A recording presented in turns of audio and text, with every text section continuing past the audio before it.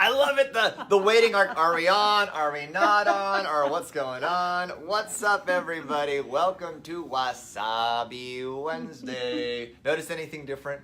Hi. What? Hey, there's a woman actually in the room with me. Right. Which Usually is split screen. abnormal these days, you know. And secondly, Let's get clear on that first. No. yeah, I'm in a hotel room with a woman, y'all. I got a confession to make, and it ain't Anya, and it ain't Rebecca Boatman. It is the lovely Deborah. Deborah, why don't you introduce yourself to our peeps here? Hi, everyone. How are you? Deborah Knight here. I met Matt through Habitude Warrior Conference, and we're here in D.C. for another. And so I am the magic of manifestation, the master, transformational expert. And we're going to talk about my favorite topic today, love. Love connections, and all the different ways that love, all the different ways we can create love. You might want to turn that down. All the different ways we can create love in our lives and in our relationships, right? She's going to share this with her tribe right here. What's up, Keith? How's it going? Linda, Shannon, Katie, Kate. Guys, give us a one if you're excited to be here. We're excited to have you. My name is Matt Schaefer. I am a transformational speaker and coach, and I love supporting people in making shift happen in their lives. I am obsessed with it. It totally lights me up. And this is Wasabi Wednesdays. This is my weekly show that I normally do with Rebecca Boatman around love, relationships, human connection, and all the things that make life worth living. So we are in this together, y'all, especially men and women. Relationships, connections, this is how we all can grow and harness each other to achieve higher levels, right? Yeah, absolutely. Yeah. We could talk about that too. Yeah, and this is all stuff that we talk about this sort of stuff but I think what we were talking about, like Deborah and I were talking about what we wanted to do and talk about today, and I think we decided on relationships. Is there any greater mirror that we have for ourselves than our relationships with other people? What do you think? No, there's definitely not. Would you please elaborate? Would you please elaborate, Miss Knight? So we were talking about the giving. So when we're wanting something from our partner. Can anybody relate to that? By the way, give us the one if you've ever been in a relationship with somebody and you're like, I wish they would just give me that. I need more support. I need more love. I need more attention. Or you get into a relationship with somebody because you need something and you think that they're the one that's going to give it to you. Right? Oh. Like how many times have we gotten into a relationship because we feel like this person is going to like fill that void in us, you know? I think that's the paradigm I grew up with, was that thought process of, well, that's what relationships were for. And then, obviously, that doesn't work, and that's why there's so many divorces. It's because people are getting in relationships to fulfill a need, a void inside, when it's literally just the opposite. Yeah, I love the two things that people do is they say, you know what, I'm really going to work on myself, so I'm going to get a boyfriend. And I'm like, what the hell are you not? That is not the reason. Also, my relationship's not working, so I think we're gonna have a baby. I think that's gonna that's gonna really make it work. Because if anything really makes relationships easier, it's having to take care of another living creature, right? That's a human, you know, So guys. So like, let's get clear on our intention. Coming into relationships and not try to use a relationship to fill a void, because what generally happens. We don't even know that we're doing that because it is so ingrained in us through the generation and generation. We haven't been taught, that there's a different way of being in relationship.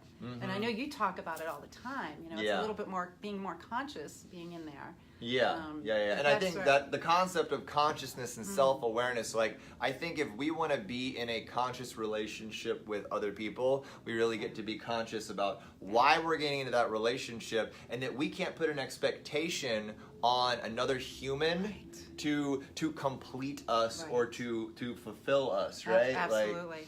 It's setting yourself up. It's setting us up for disappointment. Expectation pain. equals disappointment. Always. Expectations. We talked a lot about that last week, and I mean, truly, whenever you're throwing expectations at somebody else, you are giving your power away. You're giving the keys to the kingdom to someone who, I mean, like, no matter who they are, right? No matter how much they love you, you cannot rely on somebody else to make you happy. Like, ever in ever in your life. Like you truly can't do that, guys. So like, let us know. Talk to us. Have you ever done this in your life? Have you been someone who is, like looked outside of yourself for a sense of fulfillment or for a sense of identity? I think that's another thing people do. But you may not even realize that you're actually doing that. And I think that's part of the problem is we don't really realize that that's what we're actually doing until you become aware of it in maybe a failed relationship. And then you become, oh, that's what was happening. You know? So I really don't think most people are aware that they're even doing that. Yeah, so filling that void. And so the turnaround, right? The flip around on this is that like we can use relationships as a way to understand ourselves better. Yes. Right? Yes. Because our relationships with other people are always a reflection of what relationship? Yeah. Which relationship are they a reflection of? Ourselves. Of ourselves, right? Yeah. Hi guys. Yeah. What's up, guys? So when you see something, when you're craving to get something from somebody else, what does that mean? You have to give it first to yourself. So if you're needing something from somebody, whether it's support, whether it's more time, whether it's more affection, more what's the word I'm looking for? I totally went out the window. Validation or the live. It's live. You never get nervous. I still get nervous once in a while. I've been doing this for a while. Me too, but I still get nervous. When you're looking to get something from somebody, no matter what that is, and putting like the expectations of, well, you need to give this to me, you got to stop and you got to look at yourself and try to give that to yourself first. Yeah. And then when you can give it to yourself first, then you fill up. And guess what naturally happens is that the other person naturally gives it to you without any nagging, and it's with love and compassion because they want to make you happy. And when they see you fulfilled and happy, they just naturally, people want to give. I mean, that's our natural state, is to give. Yeah. And as you fill up with the thing that you were missing, you fill up and then you're overflowing with that, and then you naturally want to give it. Yeah. Right? So I mean, like really the first component of that is when there's something you're craving from somebody else, you get to take responsibility for that, that lack of that in your life, and you get to give that to yourself. So it's validation, if it's acknowledgement, if it's love, it's affection. I mean, that starts with you practicing self-care with yourself, Like you can't put that pressure on somebody else. I've been in those relationships. I've been in relationships. Who's been in a relationship like that? Yeah, where give us a one if you have felt the weight of somebody else's happiness depending upon you, right? And I have been in that relationship where people have been like, it's your job to make me happy. Right. I heard someone, this was a statistic, or I don't know, it was a statistic or something someone told me, is that when you get married to somebody, they become responsible on average for 80% of your happiness, or Isn't something that crazy? insane. Is that a real thing, or is that just like a weird paradigm? But that's that old paradigm. That's that old way of thinking. I don't want my wife to be responsible for 80% of my happiness. Jesus, I don't want my wife to be responsible for 80% of my anything, except maybe breastfeeding my kids. Like, hopefully more than 80% of that is done by the wife. I don't want to take 20% of that. It comes back to that, and it definitely has to do with the times are definitely changing. We're all waking up to a better way of being, and so you're talking about mirroring. So when somebody, and it also not just what you want and need from that relationship, but what you're aggravated with. So if you're aggravated with anything that's going on in a relationship with the other person, hey Lisa, how are you? Hi guys, what's up? If you're aggravated, then you really need to look at where are you bringing that up, right? So if somebody is nagging a lot and you're aggravated at them, look at where you're doing that same behavior. Yeah. Well, it's one of those things, and it brings up a phrase that I use with a lot of my clients, a lot of my coaching clients, is let the triggers be the guides. Let the triggers be the guides, y'all. If someone is triggering the crap out of you, like, and someone in your relationship is triggering you, what's up, Lisa? Hi, Genevieve. How you doing? What's up, guys? Guys, if you're just joining, please share this video. Let's get this out to as many humans as possible. And just a little FYI, guys, we are going to be giving away Organifi at the end of the show. Amazing health food products. We're giving away a free product from the Organifi store, up to an $80 value. What? It's amazing. So at the end of the show, we're going to do a guess the number game. Awesome. And you got to share the video and to be eligible to win, all right? So we're going to do that here at the end in about 15 minutes or so. But yeah, so I mean, look at how someone's triggering you and then ask yourself, what is that saying about me? Like, how is that something that I'm doing, right? Because you can only see it in that other person. Yeah, we because can't it's see something that you are doing yourself. So it's like really like think about when you look at it, when you look at an actual mirror, the mirror shows you a image, a reversed image of yourself and all the things about you that you can't just see, right? Like you can't see your nose unless you're looking in a mirror. Like that's what these relationships are for you. So instead of looking at this person and projecting all your bullshit onto them, recognize that it's your bullshit. Yes, it's your it BS. is. It is. Yeah. Yeah, without a doubt, it's your BS. And you know, a trigger. It's if you don't know what a trigger is, it's anytime you're emotionally charged in any way, shape, or form. Reactive.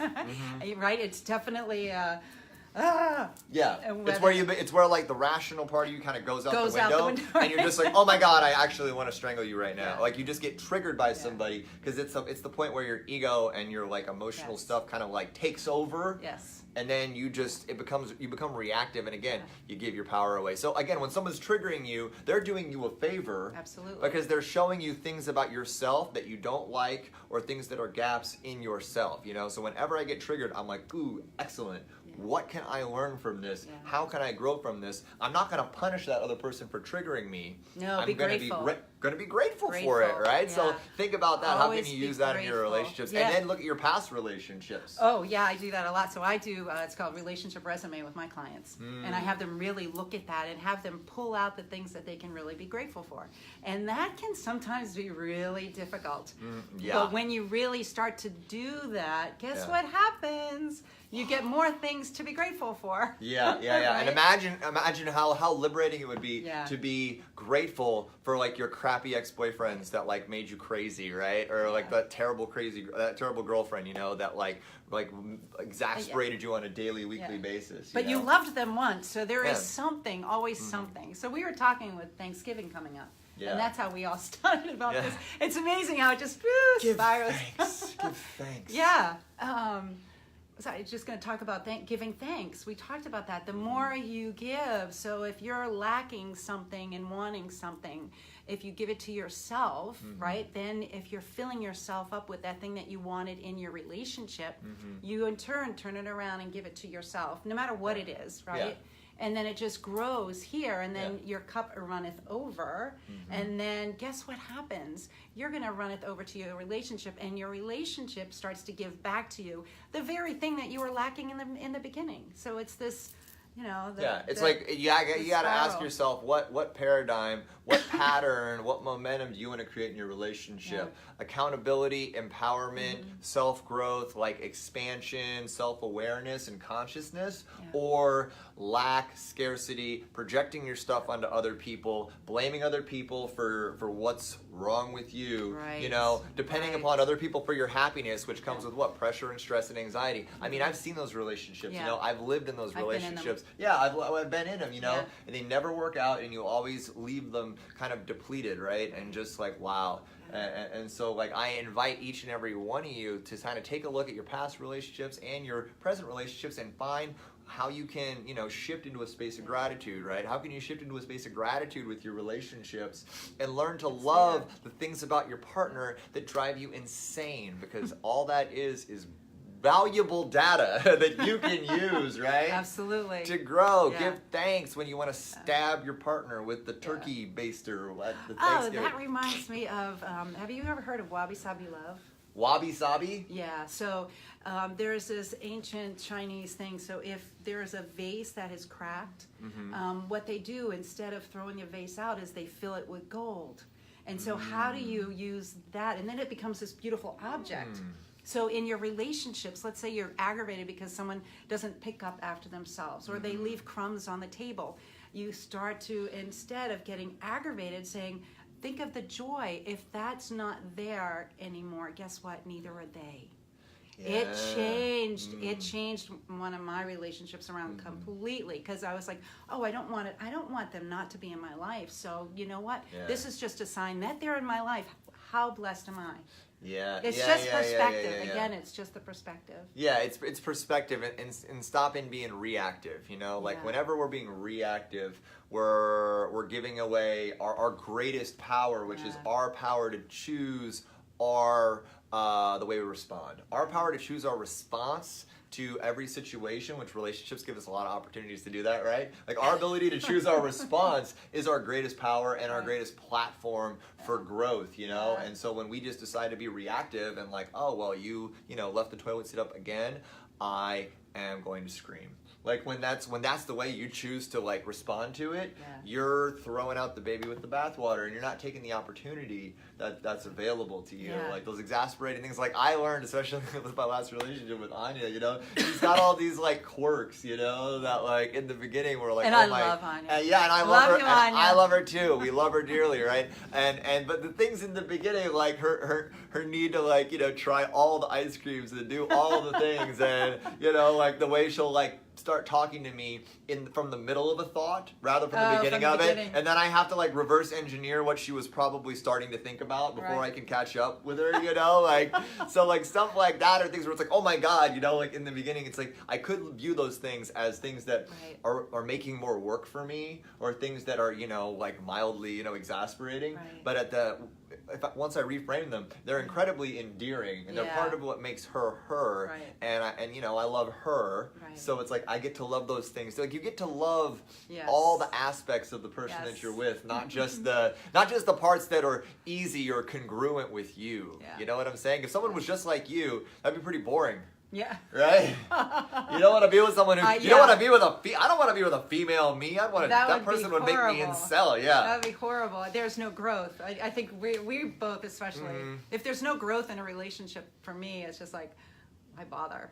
Yeah, and our differences are part of what evokes and gives us the space to expand. Is being able to understand where somebody else is at, and how can we meet them where they're at, and co-create cool stuff together, you know, in relationship. Right. Yeah. Such a great topic. We could talk like all day. We could talk all day. All day. Let's see. How long have we been going? What time is it? Is it like 3 o'clock? What's up, Lana? Hey, Nat. How you doing, Amanda? So, guys, what questions do you guys have around this? You know, like I know this is a topic that we've spanned a lot of stuff. Like, are you able to look back at your relationships and recognize the triggers, recognize how your differences, how that person made you crazy, how it actually helped you grow, right? Even if you weren't conscious of it at the time, the fact that you were able to deal with it, or the fact that you had the strength to walk away, to recognize that person wasn't good for you and walk away from it. And you have to recognize. You have to recognize that. Absolutely. It's like Kenny Rogers, right? You got to know when to hold them, know when to fold them, know when to walk away, and know when to run, right? How do you know that? Yeah. You gotta know when to hold them. Know when to fold them. That's one of the greatest. That is one of the greatest country songs of all time, right?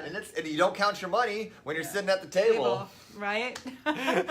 Don't be sitting at a first date being like, ooh, that person's gonna make a great daddy. Right? Like, don't count your money when you're sitting at the second date and be like, I cannot wait to have that dude's baby. Oh God, isn't that awful? Women do this though. Women love to do that.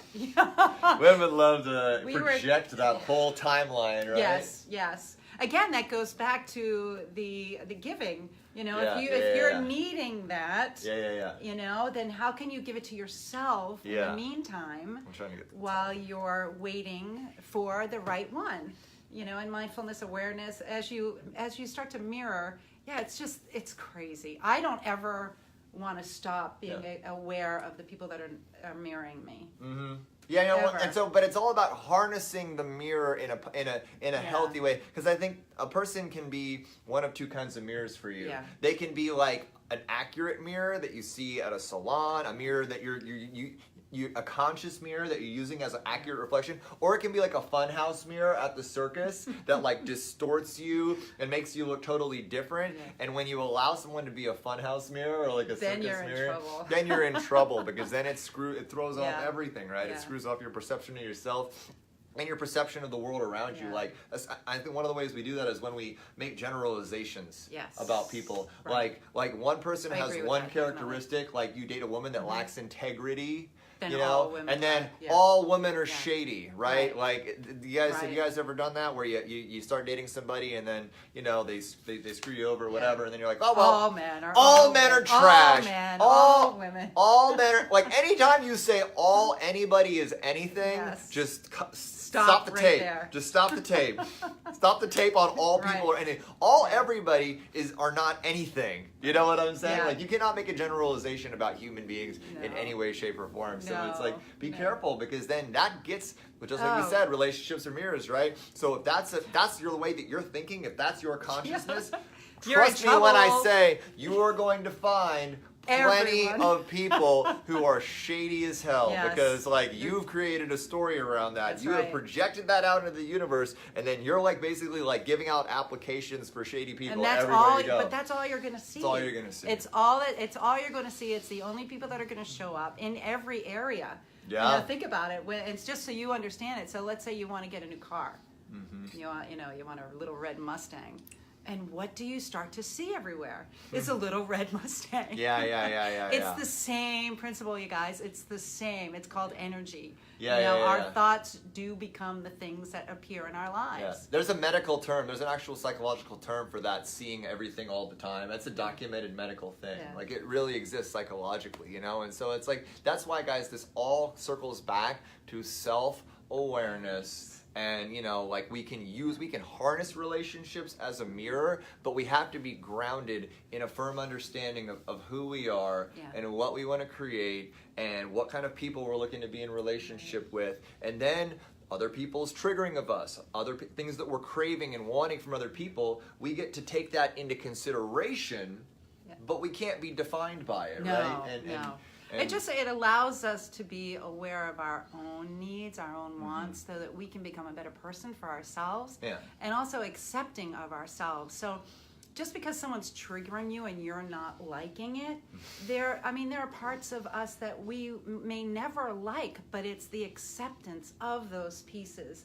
And I think that's the most important part, because I don't think anyone can ever fully love absolutely every single piece of who they are.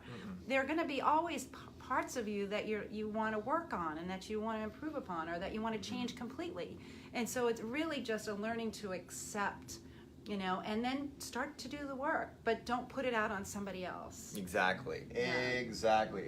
So, I mean, really, like, this all comes back to objectivity, right? Being emotionally intelligent, which is, your emotions are neither right nor wrong. Other people are neither right nor wrong. Right. Everybody and everything in your life is just feedback and an opportunity for you to grow and expand in relationship, guys. So, I mean, that's really what this all boils down to. So, y'all, we're getting to the end of the show. I want to give away a little Organifi health food product. But before we close it up here, so guys, I want you to guess in the comments a number between 1 and 50. 1 and 50. Guess a number between 1 and 50. The closest person to the number I'm about to write down will win Organifi product. And you can message me personally to get that ordered. You're going to pick out anything from the Organifi store. That's and then awesome. we will send it This to is you. awesome, you guys. It's fun, right? Yeah, take Pretty that good up. deal. 1 second. So if you All want to right. give a final thought while I'm pushing this up, go ahead and give a final Well, thought. Thanksgiving is coming up, so we were talking about that, and Whoa! Oops, it just ended. Still alive?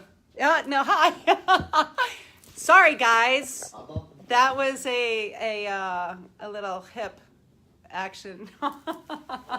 So, on his side. So, just with Thanksgiving and the holidays coming up, I think it's even more important because we tend to get triggered a lot more, emotionally triggered by, our past, our childhoods, whatever it is for you. So just be more aware of what's happening and how can you look at yourself in those moments. Take a step back. I mean, you hear the phrase, if someone's triggering you, take a count of 10. If that means that you have to go into the other room, do a power pose, gain your own power back and realize it, and then come back to the relationship and then continue the conversation. But don't let those emotional triggers take over you. Yeah. All right. We got a couple numbers here, guys. All right. So drum roll, please. Last call. If you want to guess a number between 1 and 50, I have a number written on the back of this thing. You have a chance to win an $80 product from the Organifi store. We will have it delivered to your house. What? So last call, guys, to guess a number between 1 and 50, you have to share the video and guess a number between 1 and 50 to be eligible to win. All right, 10-second countdown, guys. Last thing I will say on this subject is that relationships have been the most powerful catalyst for growth in my life. My relationships with other people have brought me to incredible heights. They have also really screwed my life up. Relationships can be the greatest blessing, but even when they screwed my life up, it was perfect, right? But I mean, let's use your relationships as a tool you can harness for growth, right? And the more conscious we are of ourselves coming into them, the more we're going to be able to do that effectively, okay? So guys, everybody shared the video. We got some people guessing numbers. All right, final countdown. Ba-boom, ba-boom. Our number is 22 backwards. Yay, 22. So it looks like Miss Rachel Johnson, I think a first-time winner here. Congratulations, Yay, Rachel. Congratulations. For winning Organifi today. So go ahead, send me a message directly with your address and go to the Organifi store, pick out a product, and we will check it out for you. Oh, Jeanette, I'm glad you enjoyed it. Guys, everybody who's been watching, thank you for watching. Thank you for being a part of the show. Share this out. Let's get this information out to a lot of people and let us know what other things you want to hear us talk about. We're always looking for new ideas for new shows, right? And have a wonderful, spicy, sexy week. And we will see you next week on Wasabi Wednesday, all right? Bye, everyone. Thank you. Thank you, Deb, for joining me. This was a lot of fun. Bye, guys. Lots of love to you.